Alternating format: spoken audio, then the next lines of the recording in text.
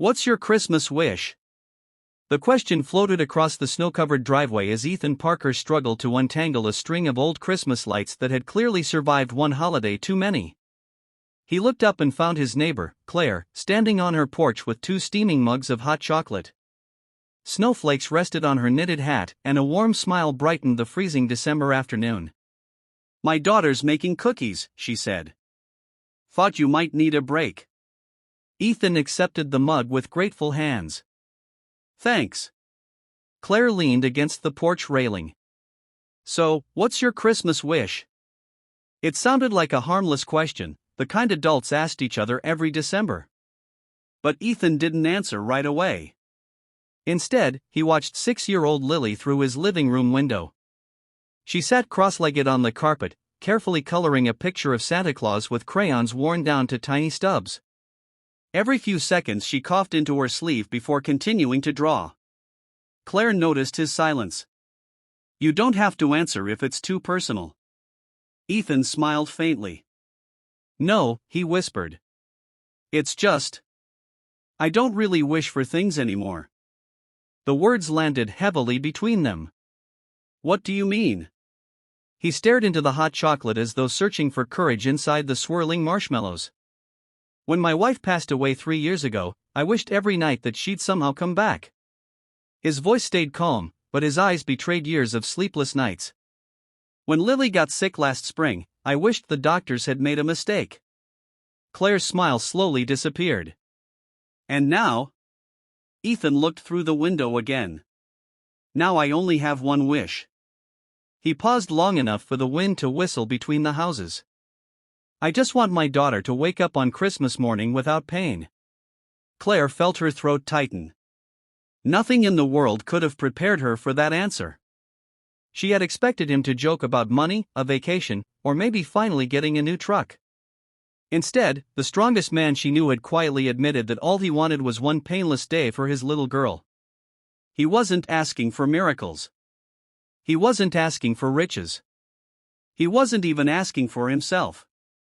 Just one peaceful Christmas morning for his child. Claire blinked rapidly to stop tears from falling. I didn't know things had gotten that hard." Ethan shrugged gently. "I don't tell many people." He laughed softly, though there wasn't much joy in it. "Lily deserves to be treated like every other kid. She hates when people pity her." "What does she want for Christmas?" He smiled for the first time. "A telescope." Claire looked surprised. "A telescope?" She says when she's stuck in bed, she wants to look at the stars because her mom used to tell her every bright star was another reminder that hope never disappears. His voice cracked. "I found one online." Claire waited. "It costs more than I can spare after hospital bills." He immediately shook his head.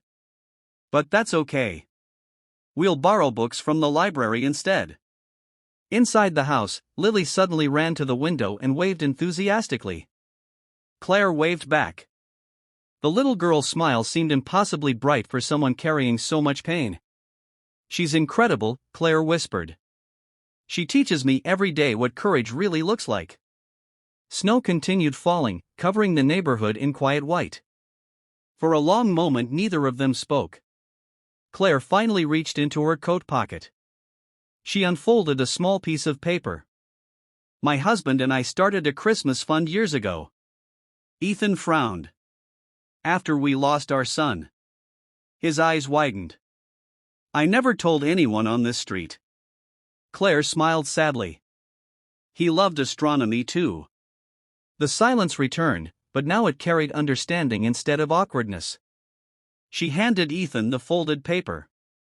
Inside was the receipt for a brand new telescope that had already been paid for. His hands immediately trembled. "You can't." "I already did." "But why?"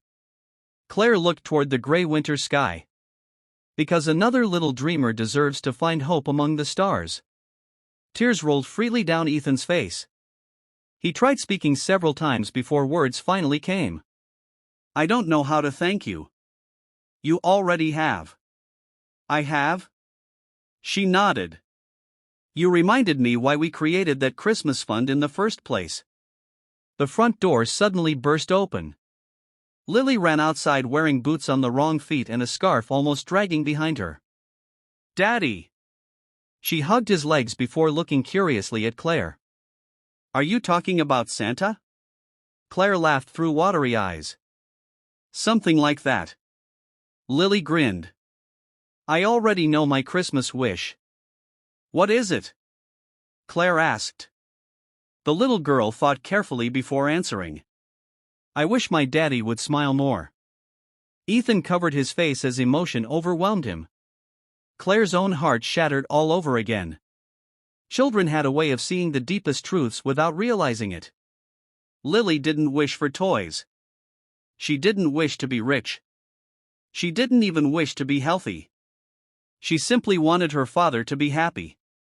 Ethan knelt despite the icy ground and wrapped his daughter in the tightest hug he could manage. I promise I'll try, he whispered into her hair.